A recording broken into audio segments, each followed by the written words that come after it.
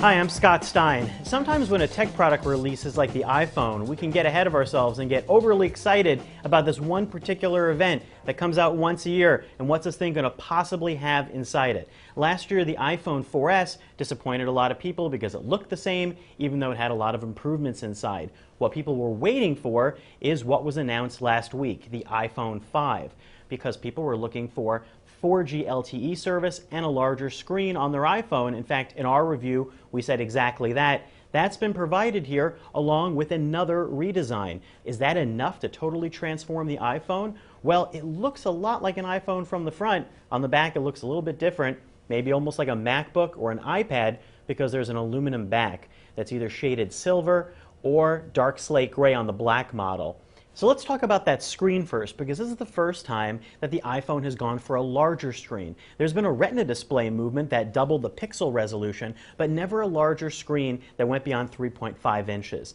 That's done here, but it hasn't really changed the feel of the iPhone, although it is longer than before. It still has that iconic look, and really you've shaved a little bit of space on the top and bottom here to get that extra long screen in. It's not extra long by Android standards. In fact, at 4 inches and a 16:9 aspect ratio, this actually still falls a little bit on the small end of those honking large surfboard phones, as I like to call them. And the width still feels the same, so it actually feels surprisingly holdable in a hand and doesn't really feel awkward to grab. And all of those apps mean that you have even more to choose from on your home page, creating a larger grid of 20 plus 4 below.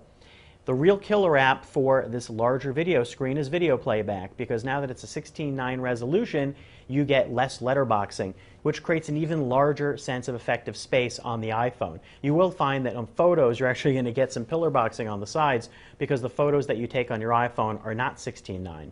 But hold these two next to each other and you can see, yes, the screen's longer, but to a lot of people casually, they may not notice. And that seems to be the plan. This is not really a brand new super large element of the phone. This really is sort of a gentle redesign and lengthening of the iPhone. Now let's get to 4G LTE. Now some people don't know or care about what LTE is.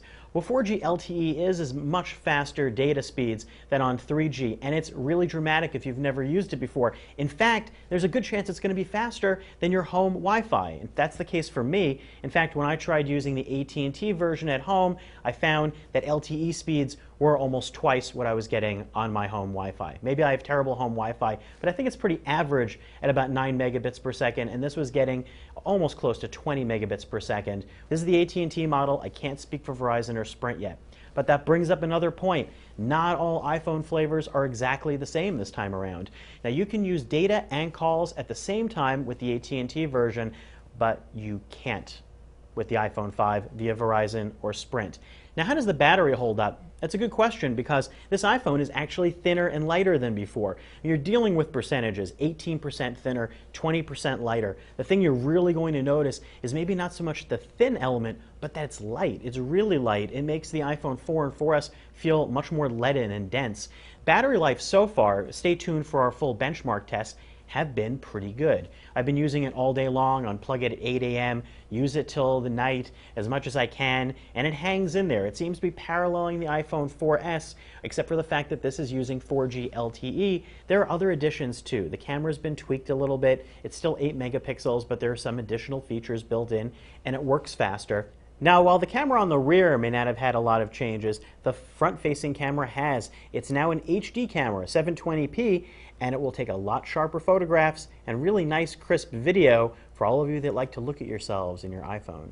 Another design change you can totally see on the bottom of the iPhone 5 is that headphone connector is now on the bottom. It's like an iPod Touch. And also the speakers have been reoriented, and in the middle there, that's the lightning connector, the controversial lightning connector.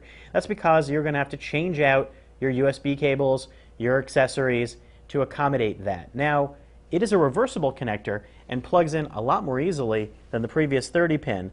It's nice abstractly, except for the fact that if you have old accessories, you're going to have to buy a 30-pin to lightning adapter, which may not work with all your peripherals. It will allow audio, but it will not allow video. You're going to have to buy a separate lightning to VGA or HDMI cable separately to use with the iPhone 5. Inside the iPhone 5 is a new processor, an A6 processor, which Apple claims is up to 2 times faster than the iPhone 4S's A5 processor. Just like every year, one of the biggest features in a new iPhone is the new version of iOS. iOS 6 will be available for owners of older iPhones, but it's baked into the iPhone 5, and there are some features that will be really fun to use, such as the new Maps app that includes 3D flyovers, and Passbook, which is an interesting Apple-created concept that you can get via other apps that allows you to use your iPhone as a mobile wallet. Now, there's no NFC or near-field communication on this phone, so you can't magically swipe it and have it make purchases for you. This phone, though, is probably not going to have one particular feature that's going to make you run out and scream, oh boy, this is a completely different experience. In fact, we're looking at a landscape now where there are tons of Android phones and interesting smartphones that are all creating something new to the mix. This newly redesigned and rebooted iPhone 5 may not be something from the distant future, but it's something in the current moment that happens to be an excellent device. I'm Scott Stein, and that's a look at the new iPhone 5.